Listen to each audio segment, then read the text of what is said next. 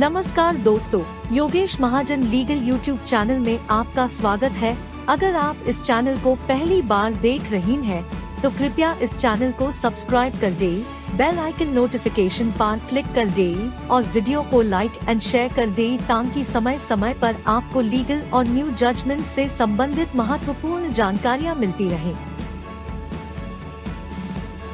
दोस्तों, केरला हाईकोर्ट की एक जजमेंट आई है जो कि 2 अगस्त 2023 की है और इसमें जो हाईकोर्ट में अपील डाली गई थी, 17 अपील्स डाली गई थी और क्योंकि ट्रायल कोर्ट में जो है कन्विक्शन है वो ग्रांट कर दी गई थी प्रिवेंशन ऑफ करप्शन एक्ट के अंदर और जो फॉर्जरी से रिलेटेड सेक्शंस हैं उसके अंदर जो है कन्विक्शन थी वो अवार्ड कर दी गई थी। अब उस कन्विक्शन को चैलेंज किया गया था, पनिशमेंट और कन्विक्शन को ऑर्डर्स को चैलेंज किया गया था क्रिमिनल अपील के माध्यम से और यहाँ पर ये कंटेंशन रेज की गई थी कि जो ग्राउंड ये रेज किया गया था कि जो कन्विक्शन अवार्ड की है ट्रायल कोर्ट ने वो एक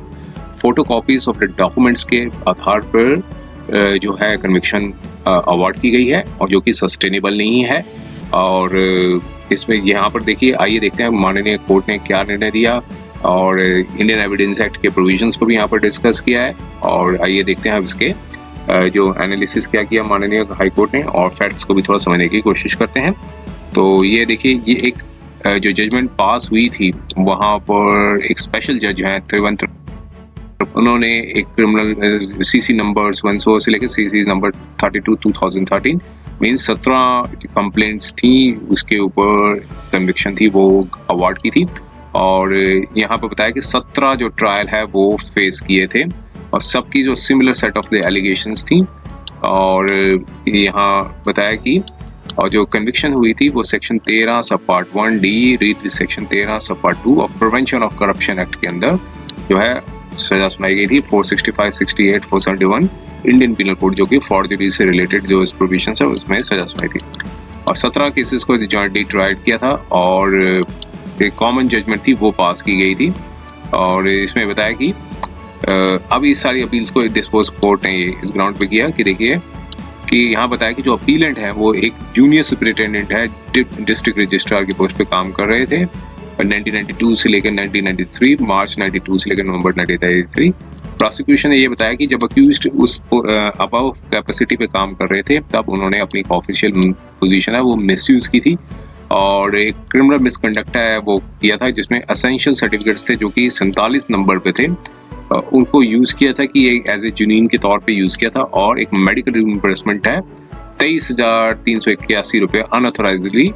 क्लेम कर लिया था जिससे सरकार को लॉस हुआ था। और फिर जब ट्रायल चला तो अक्यूज्ड को दोषी पाया और उनको कन्विक्शन थी वो अवार्ड की गई जिसमें एक सिंपल इम्प्रिजनमेंट 3 साल की सजा सुनाई थी सेक्शन 13 सब पार्ट 1 सब part D of read with section 13 सब part 2 of the prevention of corruption act. तो उनको 3 साल की सिंपल इम्प्रिजनमेंट की सजा सुनाई थी और 3 इयर्स की imprisonment 468 of Indian Penal Code और 1 year की 465 to 471 of the IPC, इसमें इनको सजा सुनाई गई थी और चूंकि दोनों की सजा 3 साल तक की थी और सबको और सबकी सजा 3 साल की तो 465 और 471 1 साल की सजा थी, उस कन्विक्शन को चैलेंज किया था और यहाँ पर अपील से फाइल की थी और यहाँ काउंसिल्स ने अपने अपने ग्राउंड रेज किए और कहा कि नीचे की जो कोर्ट ने एविडेंस को अप्रिशिएट नहीं किया और दोषी पा लिया और प्रोसिक्यूशन जो है वो प्रूव नहीं कर सके क्योंकि ये photo copies of essential certificates थे जो बताया गया कि फॉर्ज्ड है जो कि in accordance with the law की गई हैं। कोई सेटिस्फैक्ट्री एविडेंसेस नहीं प्रोड्यूस किए गए जिससे पता साबित होता है कि एसेंशियल सर्टिफिकेट्स थे वो अपीलेंट द्वारा फॉर्ज किए गए थे। तो इसलिए कोई एविडेंस नहीं प्रूव करने की वजह से जो को नीचे की कोर्ट को निचली कोर्टों को क्विट कर देना चाहिए था और लेकिन स्पेशल पब्लिक प्रोसिक्यूटर ने अपोज किया। अब यहाँ पर कोर्ट ने अपना एनालिसिस दिया कि ये कोई ये डिस्प्यूट नहीं है कि जूनियर सुपरिटेंडेंट की पोस्ट पे काम कर रहे थे डिस्ट्रिक्ट रजिस्ट्रार के ऑफिस में मार्च 1992 से 1993। ये भी डिस्प्यूट नहीं है कि जो मेडिकल रिइंबर्समेंट क्लेम किए गए हैं वो एग्जिबिट P2 से लेकर P9, P11, 12, 14 और 44, 47 to 50 जिसमें 23,381 रुपये क्लेम किए गए थे। और एसेंशियल जो प्रोसिक्यूशन के मुताबिक कि एसेंशियल ने फॉर्ज्ड एसेंशियल सर्टिफिकेट्स थे वो प्रस्तुत किए थे मेडिकल रिइंबर्समेंट क्लेम करने के लिए, और कहा था कि ये सर्टिफिकेट जेन्युइन है और क्लेम किया था अमाउंट को। और डिफेंस अपीलेंट का ये था कि उन्होंने जेन्युइन एसेंशियल सर्टिफिकेट्स दिए थे और जिसके बेसिस पे मेडिकल रिइंबर्समेंट क्लेम किया गया था। क्रूशियल पॉइंट ये अराइज हुआ कि एसेंशियल सर्टिफिकेट जो अक्यूज्ड द्वारा दिए गए थे वो क्या वो फॉर्स थे कि नहीं थे, जो मेडिकल सर्टिफिकेट रिइंबर्समेंट के लिए क्लेम किया गया था क्या वो फॉर्स थे कि नहीं थे। अब एग्जिबिट्स थे जो P2 से P50 से जो फाइल्स में थे वो मेडिकल रिइंबर्समेंट क्लेम थे अपीलेंट के, और जैसे डॉक्यूमेंट्स जो मार्क किए गए थे वो एग्जिबिट P2 से P50 तक के थे और जो कि मेडिकल रिइंबर्समेंट थे, और डॉक्यूमेंट्स मार्क किए गए थे B सीरीज, जो B सीरीज के थे वो डिक्लेरेशन एंड डॉक्यूमेंट्स मार्क किए गए थे, और C सीरीज जो थे वो एसेंशियल सर्टिफिकेट्स थे जो सबमिट किए थे अपीलेंट द्वारा। अब यहाँ पर नोटिस किया कि जो सीरीज जो थी सब पार्ट सी की जो सीरीज थी P2 से P50 वो सिर्फ फोटोकॉपीज हैं, ओरिजिनल नहीं है, और जो ओरिजिनल डॉक्यूमेंट्स जो ना तो प्रोड्यूस किए गए ना ही मार्क किए गए प्रोसिक्यूशन की साइड से, ये एक्सप्लेनेशन दिया गया कि जो अपीलेंट ने मेडिकल रिइंबर्समेंट क्लेम किए थे वो ओरिजिनल थे, और फोटोकॉपीज भी ओरिजिनल और फोटोकॉपीज एसेंशियल सर्टिफिकेट्स की दोनों सबमिट की थी। लेकिन जब क्लेम को जब प्रोसेस किया गया था तो जो एसेंशियल सर्टिफिकेट्स थे वो ट्रेजरी के पास फॉरवर्ड कर दिए गए थे, और फोटोकॉपीज थी वो एसेंशियल सर्टिफिकेट्स की वो फाइल में रख ली गई थी, और ट्रेजरी ने जो थे वो office of the accountant general state of Kerala में भेज दिए थे, वहीं पर वो रखे गए थे, और ऑफिस ऑफ एजी ने ये कहा कि कुछ समय बाद हमने वो डॉक्यूमेंट्स को डिस्ट्रॉय कर दिया है जो ओरिजिनल्स थे एसेंशियल सर्टिफिकेट्स के, और इसलिए उन्होंने प्रोसिक्यूशन ने एग्जिबिट P66 था वो रिलाई किया था जो कि ऑफिस ऑफ द एजी से निकला था, मिला था उनको लेटर कि ये हमने सारे लेटर डिस्ट्रॉय कर दिए। अब कोर्ट ने कहा कि अगर हम sections 59, 61, 62 of Indian evidence act को इकट्ठा पढ़ें, रीड करें, तो ये पता चलता है कि जो डॉक्यूमेंट्स जो हैं वो हमेशा प्राइमरी एविडेंस से प्रूव किए जाने चाहिए, और ताकि जो इंस्पेक्शन भी की जा सके कोर्ट द्वारा। 64 ऑफ एक्ट ये कहता है कि डॉक्यूमेंट्स जो है प्रूव किए जाने चाहिए प्राइमरी एविडेंस से, लेकिन सिर्फ उन केसेस पे, एक्सेप्ट इन केसेस जो सेक्शन 65 ऑफ एविडेंस एक्ट के अंदर आते हैं। 65 ऑफ द एविडेंस एक्ट ये कहता है कि जो सेकेंडरी एविडेंसेस जो हैं वो क्लॉजेस A से लेकर G तक के जो है वो प्रूव किए जाते हैं, मतलब वो उसके कैटेगरी में आते हैं। 63 जो एक्ट ये कहता है कि 5 तरह के सेकेंडरी एविडेंस होते हैं, और जिसमें फोटोकॉपी और डॉक्यूमेंट जो है वो उन्हीं में से एक होता है। सेकेंडरी एविडेंस जो है वो रिलेट करते हैं कॉन्टेक्स्ट ऑफ द डॉक्यूमेंट जो कि इनएडमिसिबल है जब तक नॉन प्रोडक्शन ऑफ ओरिजिनल जो है उनको डायरेक्शन ना दी जाए कि जहाँ पे वन और मोर क्लॉजेस अंदर section 65 of Indian evidence act के अंदर आना है। तो फोटोकॉपी ऑफ एविडेंस लेना जो फाउंडेशन ऑफ रिसेप्शन एविडेंस के बारे में बताया कि सेकेंडरी एविडेंस जो है वो जो ऑथेंटिकेट होना चाहिए बाय फाउंडेशनल एविडेंस द्वारा, और अलेज्ड कॉपी जो है वो वो ट्रू कॉपी होनी चाहिए इज द ओरिजिनल की। तो प्रोसिक्यूशन के मुताबिक जो ओरिजिनल C सीरीज P2 से P50 थे एसेंशियल सर्टिफिकेट एजी के ऑफिस से डिस्ट्रॉय कर दिए गए थे। जो सब पार्ट C और 65 एक्ट ये बताता है कि जो एविडेंस जो डॉक्यूमेंट्स हैं वो ओरिजिनल, जो सेकेंडरी एविडेंस जो है वो रिलेट करते हैं डॉक्यूमेंट्स जो कि ओरिजिनल के तौर पे दिए जाने चाहिए, और लेकिन उन ओरिजिनल डॉक्यूमेंट्स को डिस्ट्रॉय कर दिया गया हो जहाँ पे खो गए हों, गुम गए हों। और तो इसलिए पार्टी जो सेकेंडरी एविडेंस ला रही हो वो एक्सप्लेन जरूर करें कि नॉन प्रोडक्शन और non availability of the primary evidence क्यों है, क्यों नहीं वो सब प्रोड्यूस कर पाए प्राइमरी एविडेंस का। जो पार्टी जो प्रपोज करती है photostat copy of document secondary evidence के तौर पे कि ओरिजिनल जो डिस्ट्रॉय हो गए हैं या फिर खो गए हैं, तो उसको ये भी प्रूव करना होगा कि जो फैक्ट कि ये जो bound to prove the fact to receive the photocopy क्यों ली जानी चाहिए, ये भी प्रूफ उसको उनको करना पड़ेगा। बिना किसी फैक्चुअल फाउंडेशन के कि ये सेकेंडरी एविडेंस के तौर पे फोटोकॉपी ले ली जाए, ऐसा नहीं होगा। और ये वेल सेटल प्रिंसिपल है कि सिर्फ डॉक्यूमेंट्स को एडमिशन करने के दौरान रख लेना या फाइल में डाल लेना या फिर वो मार्क कर देना, ये एक तरह का प्रूफ नहीं माना जाएगा। और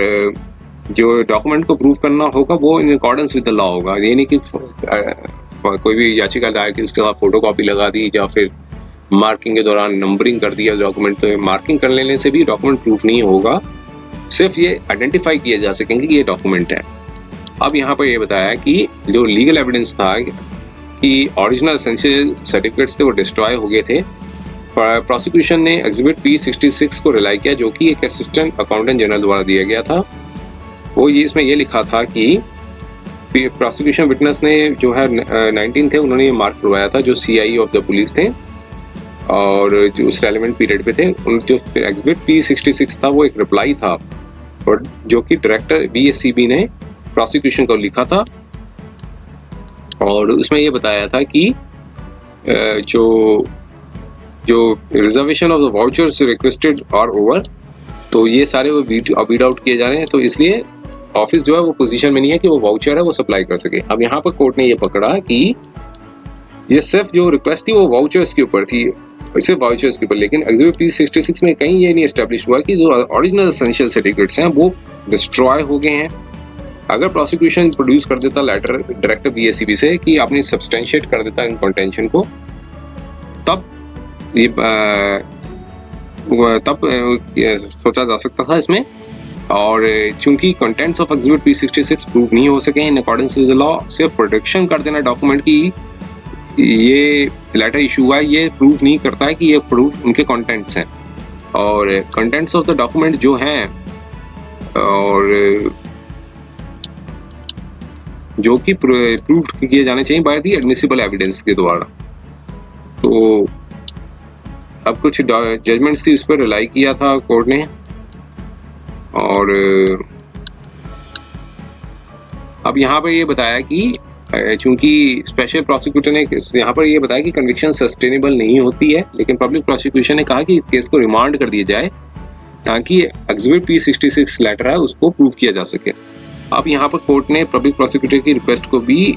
जो है वो रिजेक्ट कर दिया और कोर्ट ने कहा कि 386 जो है वो डिफाइन करता है अपीलेट कोर्ट की, जब भी अपील आए उनके पास कन्विक्शन या अक्विटल के लिए। 386B सब पार्ट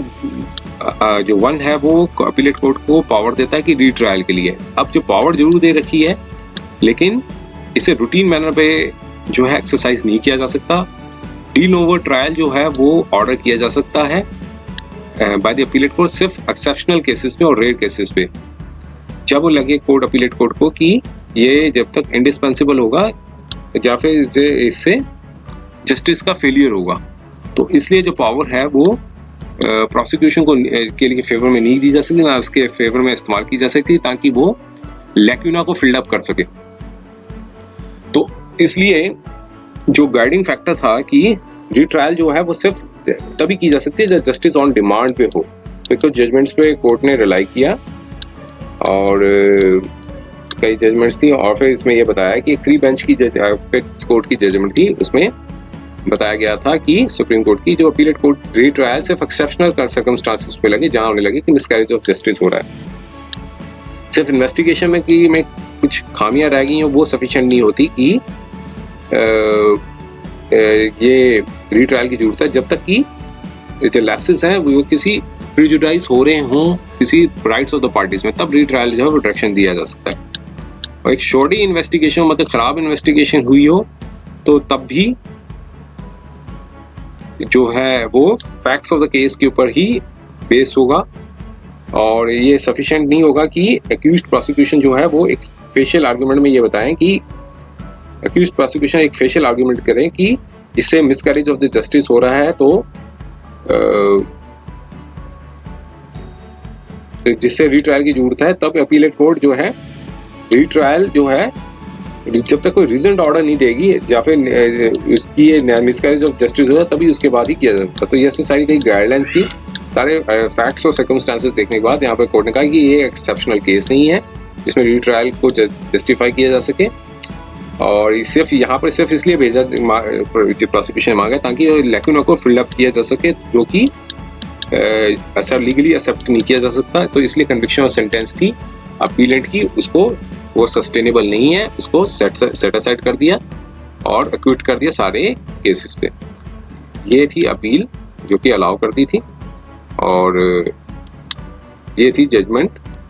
आशा करते हैं ये वीडियो आपको पसंद आया होगा। ऐसे और जजमेंट्स और लीगल से संबंधित वीडियोस के लिए इस चैनल को सब्सक्राइब कर दे, बेल आइकन नोटिफिकेशन पर क्लिक कर दे और वीडियो को लाइक और शेयर कर दे ताकि समय समय पर जजमेंट्स और लीगल से संबंधित और भी महत्वपूर्ण जानकारियाँ आपको मिलती रहे।